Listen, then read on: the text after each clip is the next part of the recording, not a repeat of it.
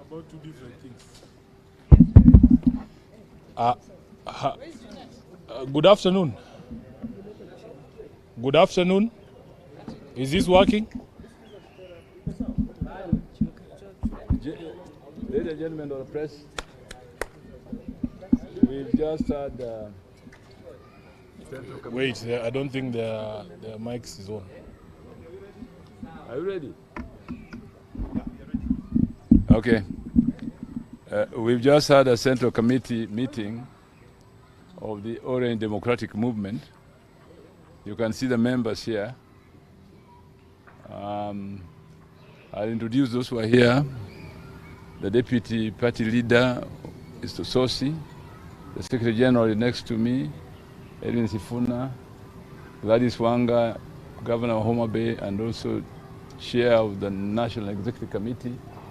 And we have here Rose Buyu, a member of the committee, and Akiro Nixon, yes, member of the committee. Oh, you're here? Ketoro, also member of the committee. Some members had left because of urgent commitments elsewhere, but we are about, how many, 10 people to that effect. But others have gone for some urgent commitment. So the Secretary General is going to read the resolutions that we have arrived at after our meeting, which I've now given him the opportunity to do. I thank you, Honorable Party Leader. So this is the statement of the Central Committee meeting of 10th January 2025. The ODM Central Committee has had its first meeting of the year this morning, chaired by His Excellency Professor Peter Anyang' Nyong'o, the acting party leader. On behalf of the committee and the entire party, we take this opportunity to wish our members and all Kenyans a happy new year.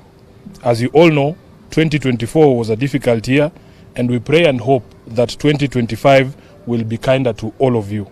This year, the party will be reaching a significant milestone, celebrating its 20th year of existence. This is also the year that the Africa Union Commission will decide on its next chairperson, and we continue to wish our party leader, whom as you know is contesting the seat, all the best in his quest. We have no doubt that he will bring it home for all Kenyans and for Africa. Given the significance of the year ahead, we want to assure our members and the public at large that ODM shall remain a force for good. We shall remain the foremost defender of democracy with all its attendant freedoms and full participation of the people, transparency, good governance, justice, fairness, and equity. These are the values upon which this party was founded and must remain our guiding star in all engagements with issues affecting the people.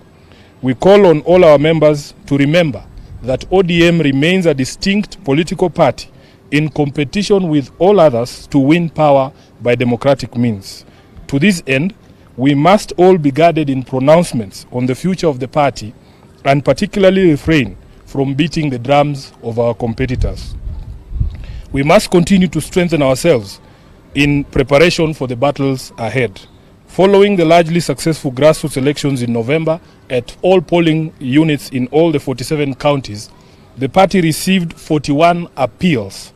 The cases have been reviewed for merit, with most of them being found to be frivolous. A total of 6 appeals were found to be supported by evidence and will be proceeding to hearing before the party's appeals committee. The Central Committee has therefore this morning seconded His Excellency Abdul Swamad Sherif, the Honorable Rosa Buyu, and the Honorable Abdisalan to be members of the Appeals Committee for purposes of those 6 appeals. Upon conclusion of this process, the National Elections Coordinating Committee shall be announcing dates for elections at ward, constituency, and county levels.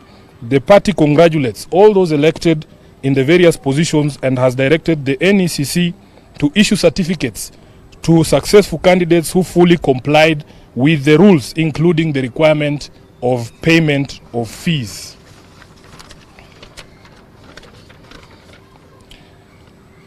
This meeting further resolved to convene a meeting of the party parliamentary group prior to the resumption of regular sittings of Parliament in February to consult with our members on priority legislative business for the party. Of foremost concern to the party is the impasse on the mediation on additional allocation to counties and the new formula on shareable revenue proposed by the CRA. We shall be imploring on our members to strongly stand up in defense of devolution and ensure that no county stands to lose in any proposed formula. The party further wishes to express concern over the delays in constitution of the IEBC selection panel that has meant denial of representation for many Kenyans in parliament. ODM as a party is one of the most affected by this continued state of affairs. We are down 3 members in the National Assembly alone, with pending by-elections in Ugunja, Magarini, and 1 nominated member, all which were held by ODM. We are aware there are court orders in place stopping the empanelment and want to urge the judiciary to expedite the resolution of these cases as a matter of national urgency. The by-elections aside, the new commissioners will require time to settle in and begin preparations for the 2027 general election. There is also the question of boundary review, and we feel as a party that we are running the risk of getting into a very serious constitutional crisis. I thank you. That is the end of the statement. Any questions?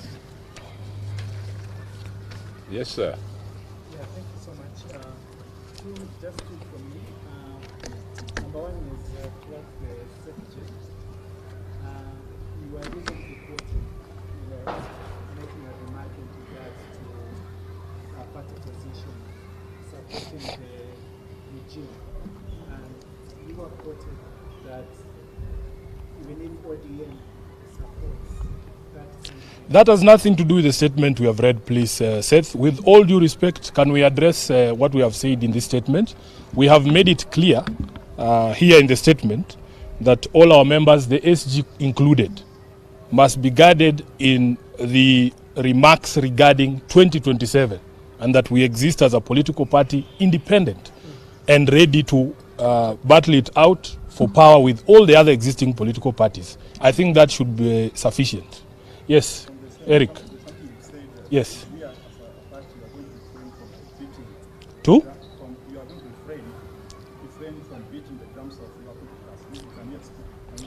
I think it is clear that we are ODM. We should only speak about ourselves and strengthen ourselves in order for us to be able to capture power, which is what all political parties exist to do.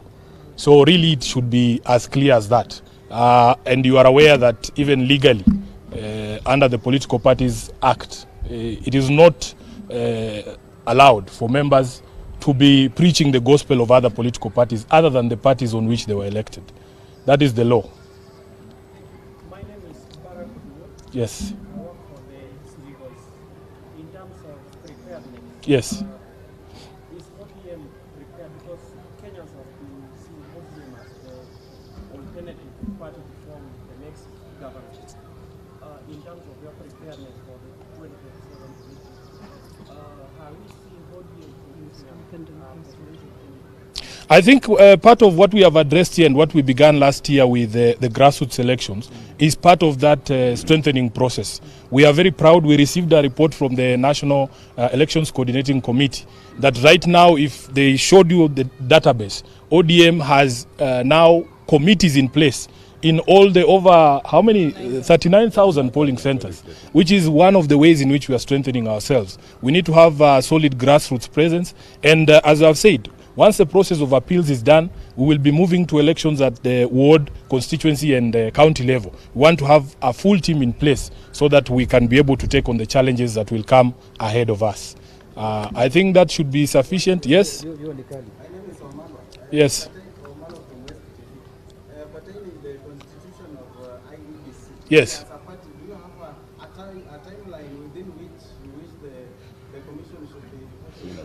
It is not in our hands because, as we said, there is a court order, I think, that was secured from a court in Kiambu, stopping the empanelment of that selection panel. What we have urged in our statement is that the judiciary now needs to consider this a national emergency and make sure that they resolve those cases as quickly as possible. In fact, the Chief Justice should give priority to those cases so that we can be able to resolve all the questions and have a panel in place, as we have said, because these commissioners who will come in will require time to settle in and to acclimatize and to also get the preparations for that election of 2027 going. Thank you very Asante much. sana. Mungu awabariki. Yeah.